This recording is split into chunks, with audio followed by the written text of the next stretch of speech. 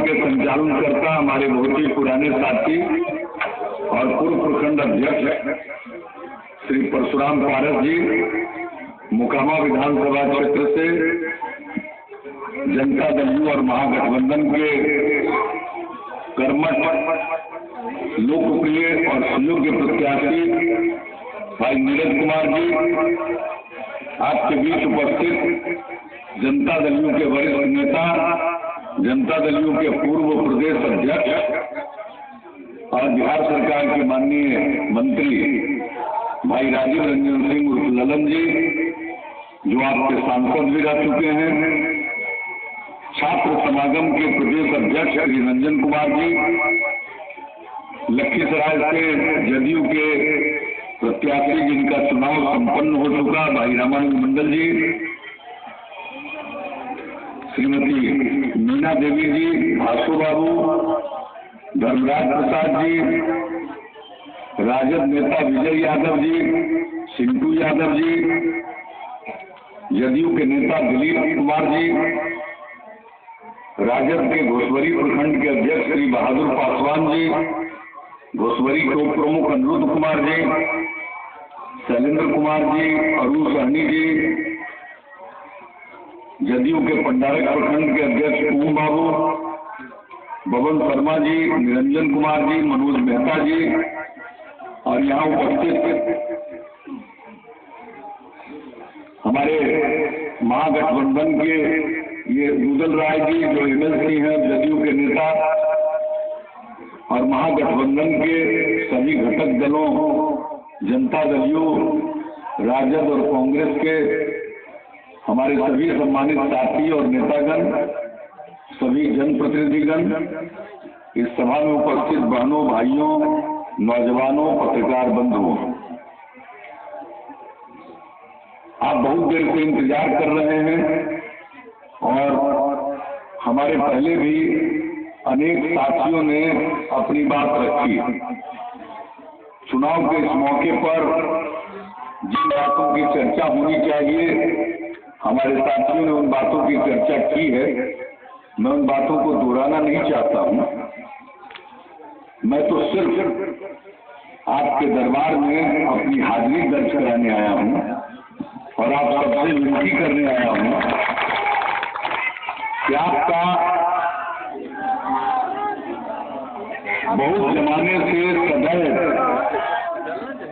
समर्थन मिलता रहा है, फिर आपका समर्थन मांगने हम आए हैं और महागठबंधन के अपने उम्मीदवार जो आपके अपने हैं भाई नीरज जी, उनके लिए हम अपील करने आए हैं कि तीर का बटन दबाकर उन्हें विजयी बनाइए, महागठबंधन को जिताइए और बिहार में अपनी सरकार पुनः बनाइए।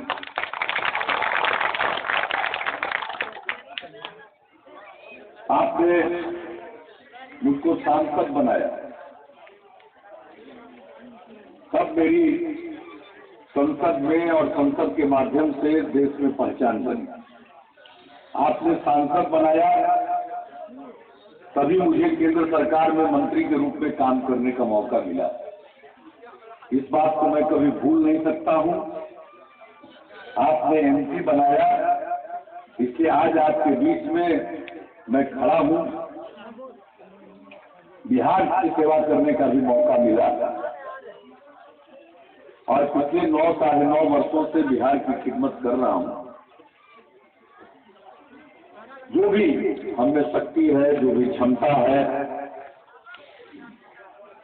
उसके अनुरूप हमने काम करने की कोशिश की है, बिहार को आगे बढ़ाने की कोशिश की है। हमारे काम से समाज में प्रेम का वातावरण, सद्भाव का वातावरण, भाईचारे का वातावरण पैदा हुआ और आज बिहार की इज्जत देश में बढ़ी है।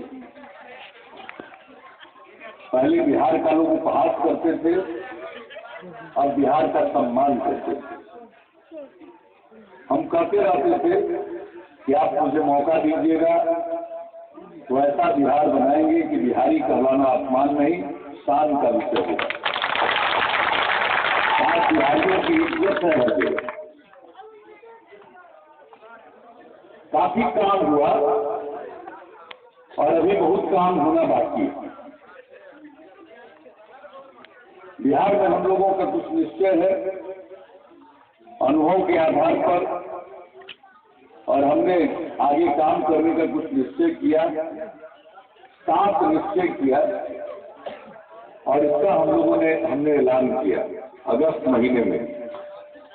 और मुझे खुशी है कि जो हम लोगों का महागठबंधन बना, जनता दल यू राजद और कांग्रेस का, इस महागठबंधन में एक जबरदस्त एकजुटता है और किसी बात को लेकर विवाद नहीं है। सब चीजें बहुत ही सहज ढंग से तय हुई।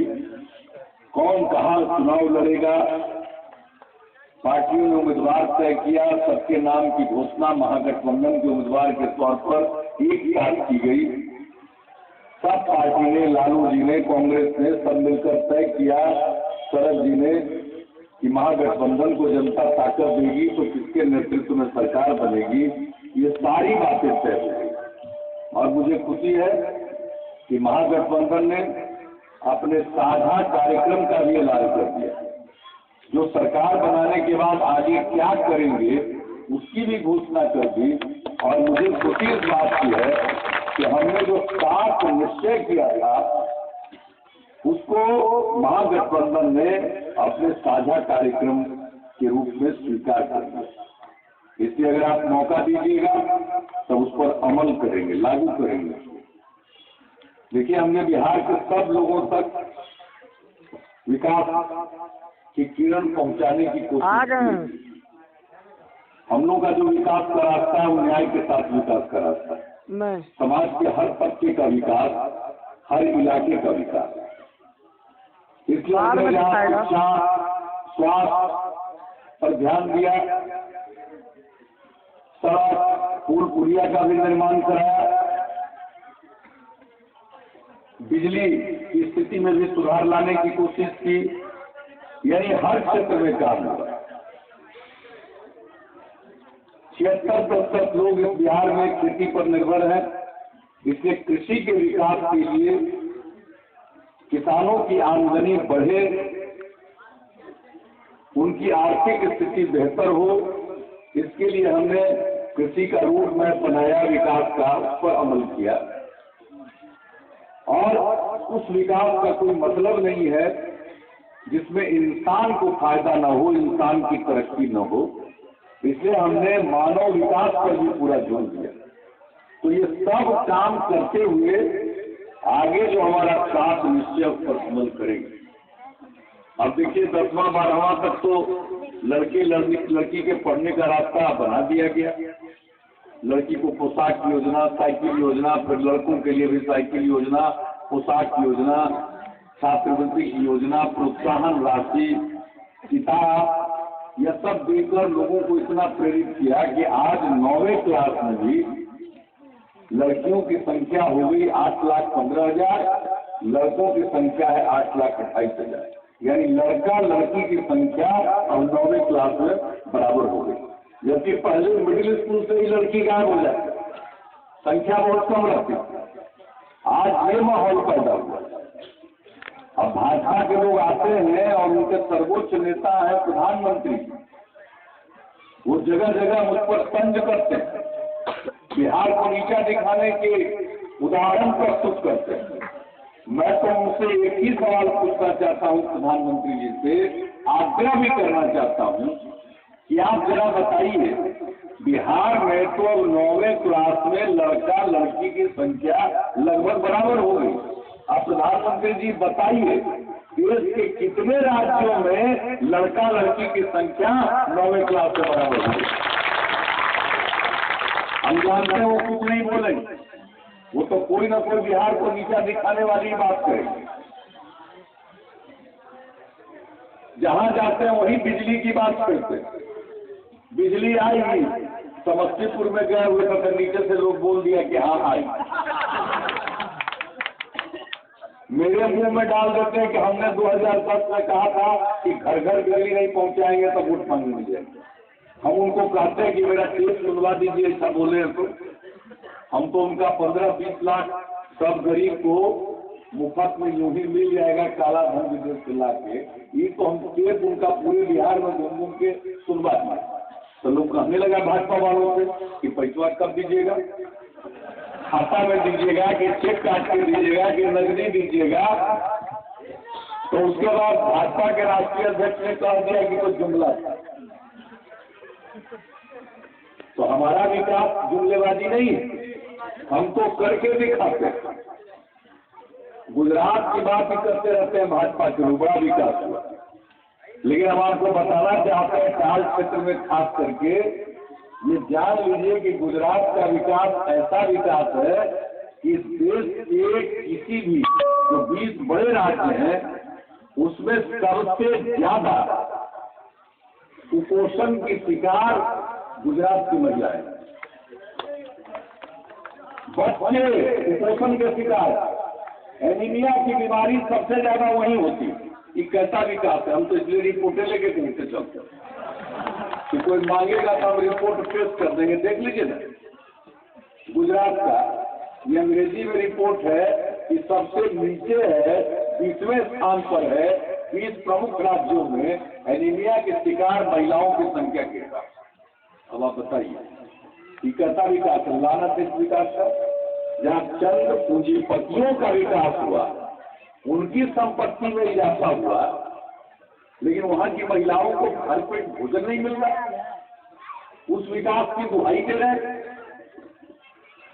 तो ऐसा ही है उनका। इसलिए कहीं से भी छापे में मत आइएगा। लोकसभा के चुनाव में तो सब शिकार हो गया, असर वो बोल न दिए कि 15-20 लाख सबको मिल जाएगा। तो जिसको भाजपा से दूर दूर तक लेना देना नहीं था, वो भी सोचा मने मन कि कौन देखेगा, वो कमल का बटन दबा देंगे, 15-20 लाख रुपया तो मिल जाएगा, बाल बच्चा का उद्धार हो जाएगा। इस चक्कर में लोग ले दिया, आपको अफसोस करना है।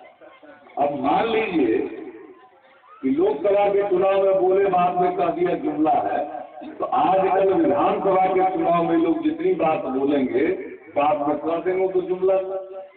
अगर मान लीजिए 15-20 लाख देने में देर लगता तो कम से कम जनधन खाता खुलवाए थे, उसमें गरीब के खाता में 15-20 हजार रुपया डाल के बोहनी कर देते तो भी लोगों को भरोसा होता कि चलो आगे मिलेगा।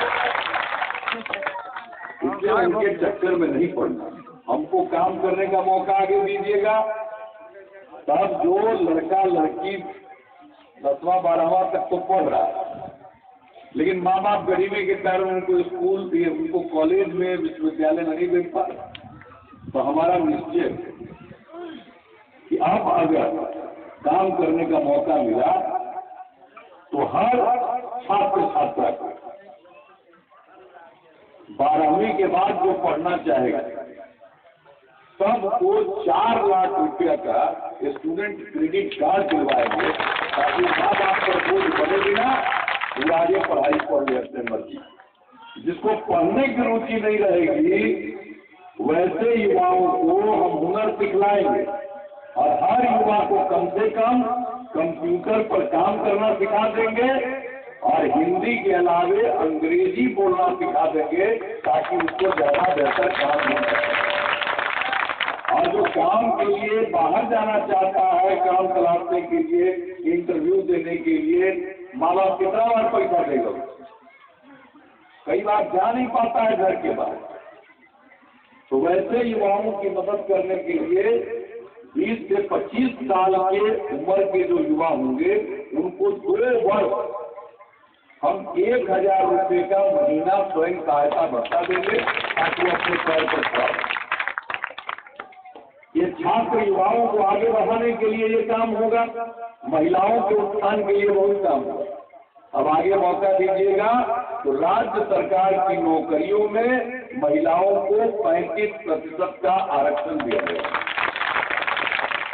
बिजली में सुधार हुआ है, 2016 तक हर गांव तक बिजली पहुंच जाएगी। उसके आगे हमारा निश्चय है कि अब हर घर में बिजली का कनेक्शन सरकार दिलवा देगी। गांव तक सड़क बन रही है, बन जाएगी। गांव के अंदर की गली कच्चा होने के कारण बैसाख के दिन में भी कीचड़ रहता है। उससे छुटकारा दिलाने के लिए गांव के अंदर के गली और नाली का पक्कीकरण कराया जाए, हर घर में शौचालय और हर घर को नल का पानी, यानी गांव के अंदर बुनियादी नागरिक सुविधाएं उपलब्ध कराएं। गली, नाली, शौचालय, पीने का पानी, बिजली, ये सब उपलब्ध होगा। अभी भाजपा वाले खास करके प्रधानमंत्री जी आजकल स्मार्ट सिटी की बात करते हैं, शहरी लोग हैं ना, स्मार्ट शहर की बात करते हैं, सुंदर शहर की बात करते हैं। हम गांव को इतना सुंदर बनाना चाहते हैं कि हमारे गांव के लोग मोदी जी के स्मार्ट सिटी की तरफ आंकने नहीं जाएंगे।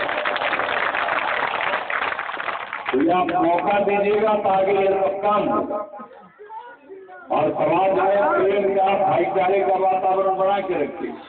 अब तक आप लोगों ने इतना मदद किया, साथ दिया, अब आगे भी साथ दीजिए। विश्वास नीरज जी था, देखो मोकामा का भी बीमारी था, कुछ खास किस्म के लोग ही चुनाव लड़ रहे, हमसे भी लोग पूछ करते।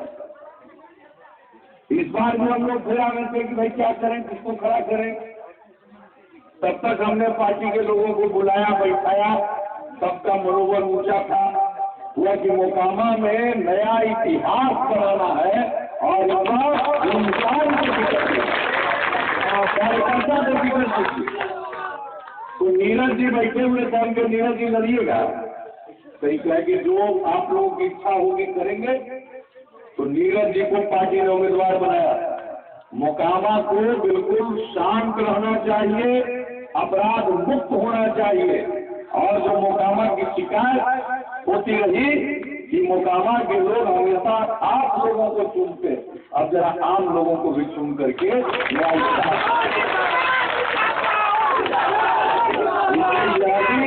नया प्रयोग है और आप लोगों ने हमेशा हमारा साथ दिया।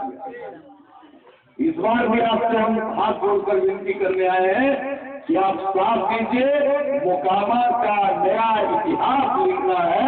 और देखिए चुनाव मोकामा में हो रहा है, चर्चा सब जगह हो रही है, मामूली बात नहीं है, हर जगह चर्चा हो रही है। और नीरज जी को बढ़िया से जिता दीजिएगा, तब तो मोकामा की छवि ऐसी हो जाएगी कि लोग नजीर के तौर पर, उदाहरण के तौर पर पेश करेंगे।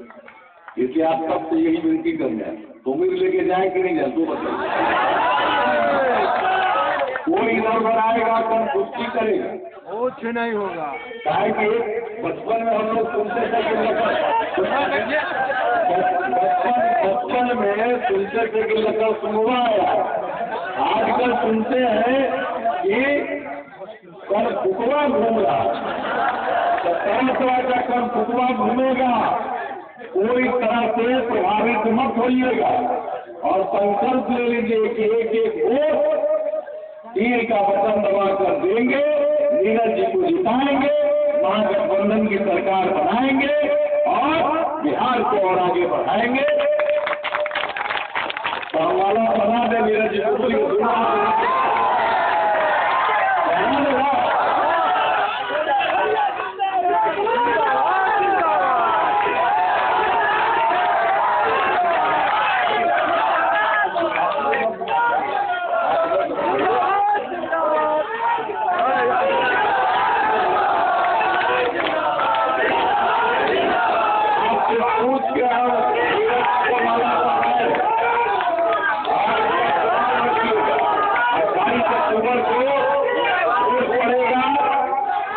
डालने के बाद कोई और काम कीजिएगा।